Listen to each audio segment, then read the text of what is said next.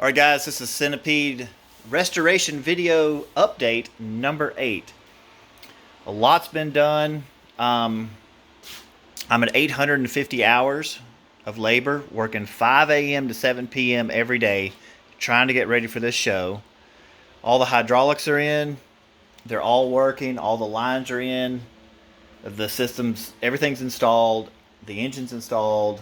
The reservoir's installed. Everything's been filled with fluid. It's been cycled, it's been run, all the air's bled. So I know the steering's working. Got all the electrical in. All that stuff's in. Switches are in. The old switches, the old ignitions and stuff, all that stuff's working. All the wires are run neatly. Harnesses are put back in. Everything's zip tied up. I spent a couple of days solid just running these lines for the hydraulic clutches and the brakes. Have to make the ends, everything. So they all run back through here. Go here. There's your clutch slave. These lines go to the flex hose at the suspension. And then there's the line over there to the brakes. So I was using my vacuum bleeder and bleeding the clutch slave in the very back. I started there. And then I noticed that there was fluid leaking out here, out of these fittings, getting all over my new paint, getting brake fluid on there, so that's not good. Threw some paper towels down. And for some reason, these fittings, even though they are tight, won't seal. And so I started trying to figure out what's going on, and I'll show you what I figured out. So what's supposed to happen is these are compression fittings. That bevel goes into the hose or the connection, and the hose and the connection is, a concave down in there. It threads in, and it's a compression fitting. So it shoves that in, but what's happening is the threads, see that mark right there? These threads are bottoming out in the concave before it's shoving that in. So they're threaded too far down. It should have had a taper. And I looked at the old ones that came off, and they're made differently. They have the last, probably where the last 4 or 5 threads are, there's just nothing there. They're laid down. So my solution is, instead of having to pull all these and get different fittings, is to put a bevel on it, grind it, put that little taper so that it will contact the end, contact the butt end, and smush it into the end of the fitting that screws into before the threads bottom out. So that should work. It's just a big setback that's going to cost me, several hours of work, having to take all this apart and bevel every single one, then put it back together, and then hope it works. Seats are in. Well, the back seat's in. I have the front seats. The only thing that I noticed on these is I wish that where the seat belt went, that's actually in the wrong spot. See how it's not even right there?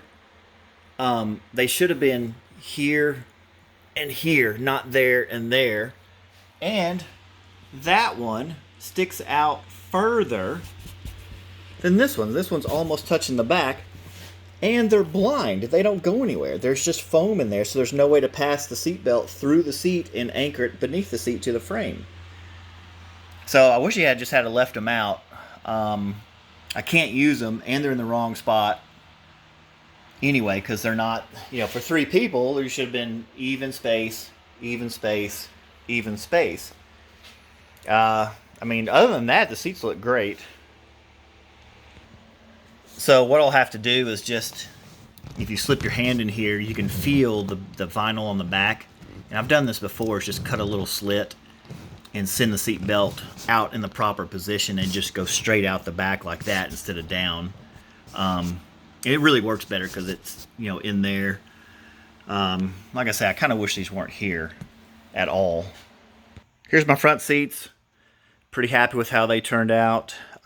These are the old original seats that were rat infested, and they were the only thing that would fit. I lost a couple of days trying to, fiddle with other seats. I had 2 other sets of seats that were possible candidates, and I just couldn't get them in. I didn't. One sat too high, one weren't big enough, and I realized that the cab was built around these seats because I remember just setting the seats in there and then building the cage around them. So this is what needs to be in there. Worth the money in the long run, I think. Getting those recovered instead of just putting some random seats in there. And this way everything matches. It all ties together. It's a good overall shot. This is actually painted on here. It's not stickers. So I had a stencil made. So we've updated the graphics. And the colors are changed a little bit from what they were. Still a red frame, but I've added the silver and taken away the blue. It was red, white, and blue, so now it's red. It'll be red, black, silver, and white, which I definitely think I like better. I think it's more updated and looks good. Steering and hydraulics, of course, all that's reinstalled. Steering wheel, it still swings out of the way, just to be able to get in this thing. Gas pedal's installed. Now I'll show you how that works. You push the gas pedal and it pulls both throttles like that. But at any time, here's engine 1 or front engine, this engine. You can give it gas, like if you're getting it started and you don't want to flood the other one. And then this is the rear, so you can apply its throttle independent also. And then this little guy right here is just connected. That's just connected to the gas pedal, so that when you press it, the throttles operate the same. And yes, those are golf balls. I like them. They're free. They fit my hand really well. They make nice, comfortable knobs, and they have the little texture. They have a little texture on them, which gives you a little grip. And easy to do. And so I had different knobs on everything, so now they match better. So here we have the vacuum pump for the brake booster, so that's wired and plumbed.